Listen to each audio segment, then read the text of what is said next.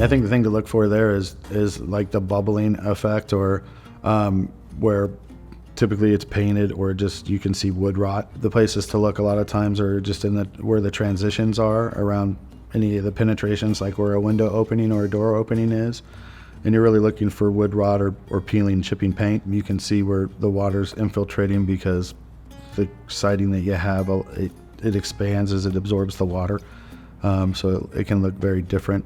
But along the bottom a lot of times, and then wherever there's a transition, two pieces of siding might come together, and it's common. Those aren't a lot of times they're not properly flashed and sealed when the siding is originally installed, and so water finds its way in there. And you'll see where those gaps are, those transitions are. You'll see where that bubbling starts occurring, or the siding starts pulling away, and those are signs that you've got some water infiltration issues. Man, I guess it depends on the problem that they've encountered.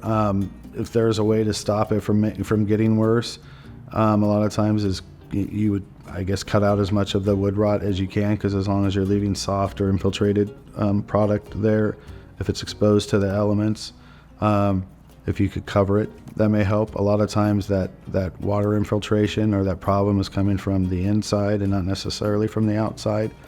But it's really, if there's small steps, you want to call a professional to find out what's really going on typically. But small steps, if there's a visible hole or something like that, would be to cover that hole, just to stop more things, whether it's elements or animals, from getting in that area.